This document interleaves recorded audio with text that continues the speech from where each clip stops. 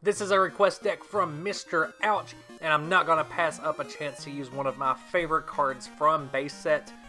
That card being Gyarados. Whenever I play the TCG Game Boy game, I always restart with a 4/4 line of Gyarados and 4 Lapras, and I can breeze through the game and obtain all the cards I need to make other decks just by doing that.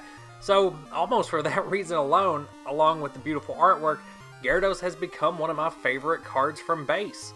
And if you recall my Prop 15 build of Rain Dance, I used this Gyarados alongside a very gimmicky card titled Recall. Using Recall as a card, Gyarados could use Magikarp's Flail for only 1 energy and deal up to 90 damage. And something that Mr. Owch brought up that really intrigued me is that in base Neo, you don't have to use that Trainer Recall and be limited to only using it 4 times anymore. The new Gyaradactyl basically had Recall as an ability, although it did apply to you and your opponent, but not many other evolution cards could benefit from this power, except maybe Kingdra, but it was already using its own attack to do that. Not to mention that Focus Band made it possible to get off even more of those high-powered flail attacks from a Gyarados because it was harder for your opponent to knock you out and get you past that remaining 10 HP. So thanks to Mr. Owch for bringing this really fun gimmick to my attention and really inspiring me to build this entire deck and start playtesting it. So let's get into it. Let's look at the build.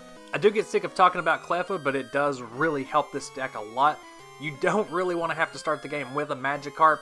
Even in base Neo that's more setup focused, there are still a lot of decks that can deal 30 damage on turn 2 or 3 and just knock out a Magikarp. And even if you can get a Magikarp on the bench with a Focus Band, it's just a huge boost in confidence when you can eke and refresh your hand and have a Gyarados and another Focus Band ready to go just for turn 2, because that is when you want to evolve into Gyarados. Even though it can attack on turn 2, that 100 HP is what you want on turn 2. And that can really put the pressure on your opponent when they see that on turn 3, you're going to be able to free retreat into a Gyarados that's going to be consistently dealing 50 damage per turn. So early game, that's what you're going to be shooting for, is that high damage output for only 3 energy, which can be a little tough in base Neo because of all the energy removals flying around, but this deck does include some cards to help with that as well. It's only later in the game when your opponent has played a lot of energy removals, a lot of your energy is already in the discard, that's when you're going to start relying on your 1 energy flail attack. You don't have to be in too much of a rush to try to get the Gyaradactyl out unless you are taking a lot of damage very early game, and then in that case you are going to want to rely on Fossil Egg, or even maybe just go ahead and throw down a Mysterious Fossil on the bench just to make sure in case you do need an Gyaradactyl later you have it there. The problem with evolving into Gyaradactyl early or playing it straight from your hand with Fossil Egg is that if you play it too early game, it may be a target for Gust of Wind, and its retreat cost is 2. So that can be a little difficult. If it does get trapped in the active position, that can set you back a couple of turns. As you can already see there, running a 4/4 line of Gyarados and a 3/3 line for Gyaradactyl.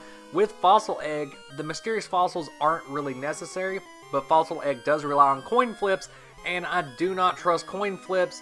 They never work out the way I want to, so just for backup, I do have those Mysterious Fossils. You can discard them at any time with no penalty, and if your opponent just pulls one out and knocks it out, then you're not going to be penalized for that either. Really, the only downside is that it's taking up 3 trainer spots in this deck that could be used for some other stuff, but the trainer build for this deck is still pretty solid. As you can see there, aside from Fossil Egg, we're also going to be running the 2/2 line of Professors, which is pretty standard. You can mix and match those however you like to fit your playstyle or however you want to run this deck. Computer Search is in here to get those really clutch Gyarados and Focus Bands when you need them, or if your Gyarados has already taken a lot of damage, Computer Search can come in really handy for just searching out a Fossil Egg or an Gyaradactyl that you need to get that down on the bench and start hitting for some really high damage, which can surprise your opponent. That's one of the huge gimmicks of this deck, is that it's not really going to be expected. Now, if your opponent sees the Gyarados, they may expect that you might have Recall in this deck, but this Gyaradactyl was not a very used card. I can't recall ever seeing it in a competitive deck. Last is one of the cards that's really going to help you with those energy removals. That way you can just play everything you want from your hand, leave maybe a couple things you don't mind sacrificing, like a Mysterious Fossil maybe, and then throw down a Last and get all of those cards shuffled back into your opponent's deck. And then you can maybe stall out a couple of turns until you can play another card that will help, like Chaos Gem. Going to be running 3 copies of Gust of Wind, mainly to pull out cards that can be knocked out quickly by Gyarados. If it does have those 3 energy attached, you're never going to be using that second attack on Gyarados. Bubble Beam isn't good enough to constitute using 4 energy for it, especially when it's so difficult to keep 3 energy on this Gyarados. And then 2 copies of Double Gust just in case you do get an Gyaradactyl stranded out front, or if you need to swap between Magikarps or something like that. Typically for Pokemon that I'm focusing on that have HP above 70 or 80, I usually tend to lean more towards Goldberry instead of Focus Band for keeping them alive longer.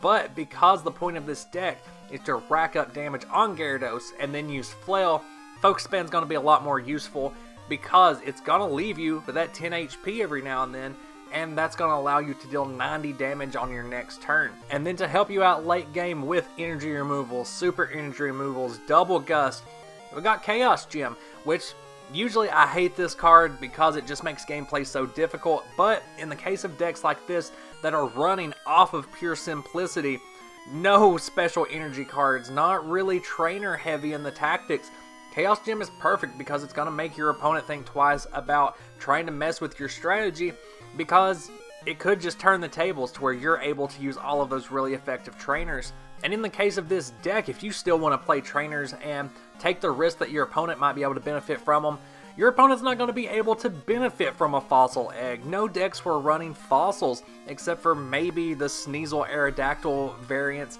And then if you use last, that's going to be affecting both players anyway. If you play a computer search, that's still meaning that your opponent's going to have to discard. So Chaos Gem is going to be your go-to stadium for this, but I also include 1 copy of Sprout Tower to help deal with some Wigglytuffs and Chanseys that you will definitely run into if you're just going to be playing this casually with friends, or even if you're going to be trying it in a competitive setting.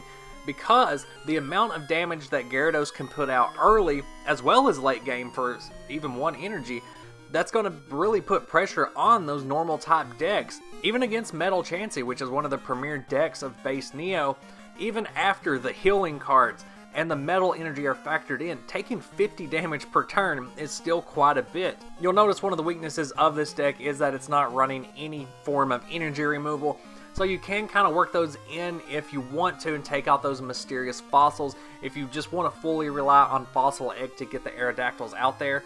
Another weakness you've probably noticed with this build is that it's not running any form of Nightly Garbage Run or Item Finder that will let you recycle cards, and so you are at risk of decking out, especially if you're really needing to get energy back. There are no trainers in this deck to do that, but the reason I left those out is because late game Gyarados is only going to need 1 energy to attack anyway, and the hope is that Chaos Gem is going to reduce the amount of energy removals that your opponent will be playing.